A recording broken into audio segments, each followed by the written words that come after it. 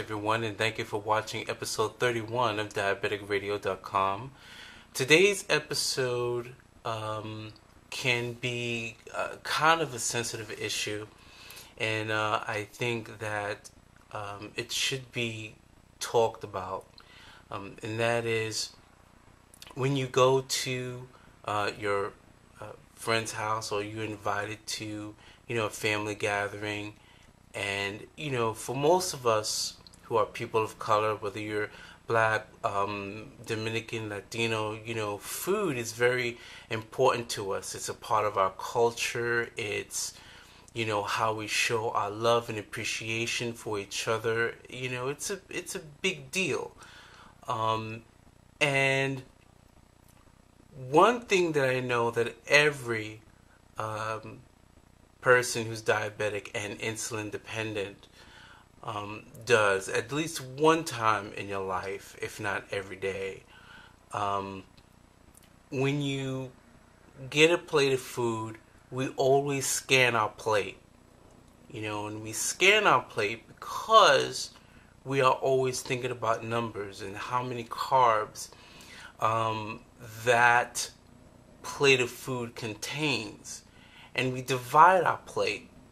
We say, okay, the rice is over here in this section, so that looks like it's about 30, 40 carbs. And then, okay, I have this stewed chicken with gravy. Okay, you add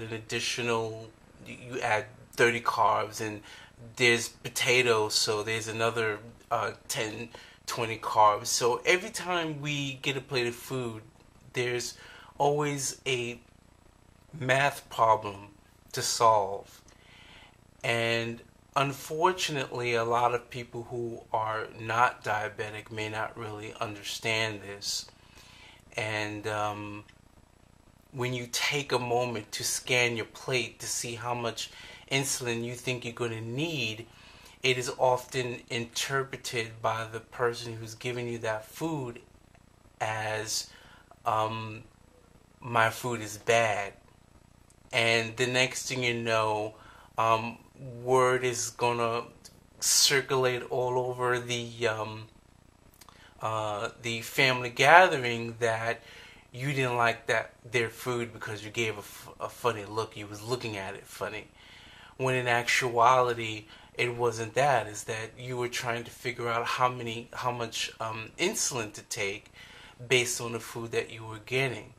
And this is one situation to where I really do think, and I know this is a personal thing between individual diabetics, but this is one situation that I really do think that at least your friends should know, and the person that's serving the food should know. If you catch that, or if you notice that, because especially mothers, especially Latino mothers, they are very sensitive with their food. You don't like it, don't eat it.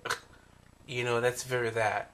But you got to explain to them that it's because you're diabetic. It's not that there's anything wrong with the food. It's just that, I need to estimate so that I know how much insulin to take.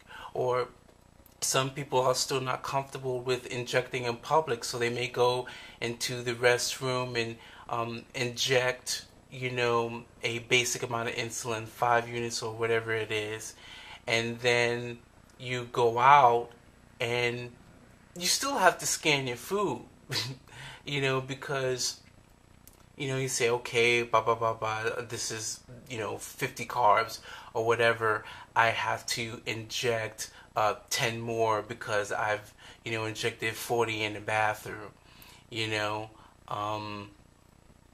and I think it's a good thing to be, aware of those things. And if the server or the person that's serving the food is aware that you're diabetic, then they need to be sensitive to that.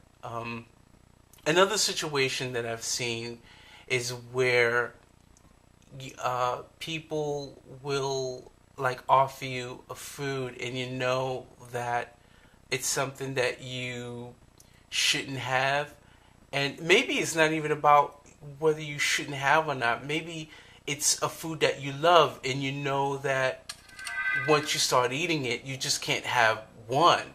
And you're scared of that, not being able to have self-control over that very delicious food. And sometimes people, they look at you like, oh, okay, because you're diabetic, like I should eat healthy now because you're diabetic, kind of thing. And some people try to put this guilt trip on you, and maybe to some extent maybe it's true. Maybe that person is projecting what they're really feeling onto you, which I think it's most of the time often the case. Then that person needs a reality check. That person needs to be sensitive to the fact that this may be one of the very few diabetics that truly is trying to take care of themselves, and making sure that they don't eat too much of unhealthy food. It's okay. You can eat candy every once in a while. You can eat chocolate. We won't die. You know, we won't die if you give us, macaroni and cheese. But, the problem is that when you come from an old school family, you go to their house to prepare food. It's delicious. What is the next thing they ask you as soon as you finish your plate? You want more? You want more? Here's more. And they pile up more macaroni and cheese and fried chicken and all the great foods. And through all that time, you're saying to yourself, my sugars is going to be through the roof and I'm going to be sick as a dog. But because we don't want to offend anybody, because we don't want to tell people that we're diabetic, we put ourselves in this position that is not good for us. And again, I'm not telling people that what to do, and I'm not saying that, if you feel that you don't want to tell anybody, about your diabetes, that's fine. But understand that, sometimes there's certain situations that I think you should consider that maybe you should, especially when you are amongst very close friends and you're meeting their parents for the first time and you're having dinner. And sometimes by not saying those things, it could really just turn a situation like into a big, problem. I'm not saying that this could happen to everybody and anybody, but I think it's something that should be in the back of your mind. And to those non-diabetics who are watching this video, I think that this is something that you should be mindful of and know that, try not to let your ego get the best of you, and know that, don't see it as someone not liking your food. See it as someone that really wants to take care of themselves, and they acknowledge the fact that they have diabetes, and they're just doing whatever it is that they need to do in their own way to take care of their own diabetes. And it's important to understand that they need to take care of their own diabetes in their own way. Not you suggesting anything what somebody should do with their own life, their own diabetes. It's their diabetes in their own bodies, in their own choice to make. While we're on the subjects of food, a lot of diabetics, everywhere I go, we always have that one question that comes up: what should we eat? There's no one special foods that is designed for diabetic. Anything that is healthier, any foods that is healthier, it's good for us to eat. And the same healthy foods that we eat is good enough for everybody else to eat. There's no such thing as, here, you're diabetic, have a carrot, or I don't have diabetes, so I can eat this, this, roast beef or whatever it is that people eat. Um, and look again, I think in this day and age we have a pretty much idea of what's healthy, healthier and what's not. Um, Growing up, like I said, I've always had weight issues, and I realized that um, weight control is so much harder than people think because there's so many variables. You're taking medication, um, genetics. You could have thyroid issues.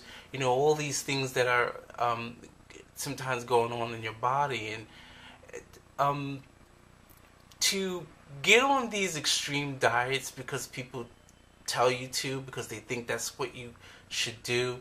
When you deprive your body or go on these crazy diets, let's say these liquid diets, soup diets, or whatever the hell, it changes your metabolism extremely.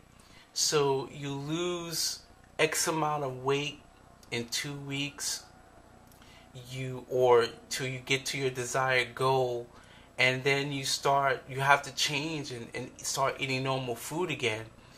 Well, your body's gonna think that it's one day gonna go through that starvation again, because that's what you're doing. You're really starving the body in order to lose weight, and the body is going to remember that. And then the body, when you start eating regular food, the body is going to store, or the insulin is going to store a good majority of that glucose as fat, because it wants to save it, to reserve it for the possibility of going through starvation again. And I think it's very important to understand that. And that's one thing, I didn't realize. And this is one of the reasons why I lost weight, gained more weight back. Lost weight again, gained more weight back. Until I just got to the point that I realized that really the key is just to eat better. Not necessarily less, but healthier, more quality foods, because you don't want to starve yourself either. You know what I'm saying? I think it's very important. And the other thing is that our bodies is the perfect vehicle. It does everything it needs to do without you having to think about it. All you need to do is give it foods that it needs in order to do its job. Think of glucose like power cells to a battery, and proteins are our building blocks. And vitamins are like the helpers. It sees what you need and it gets the job done.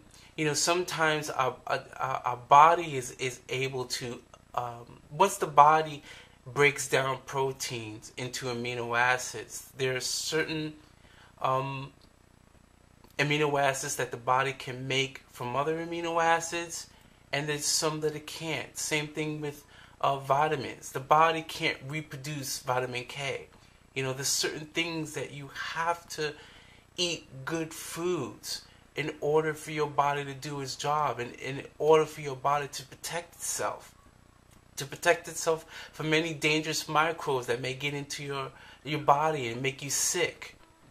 So if you don't like fruits and vegetables and you absolutely rebel against fruits and vegetables, I think it's a good idea for you to at least do yourself the favor and go to a health store like GNC and get one of those powdered vitamin drinks that come from fruit source.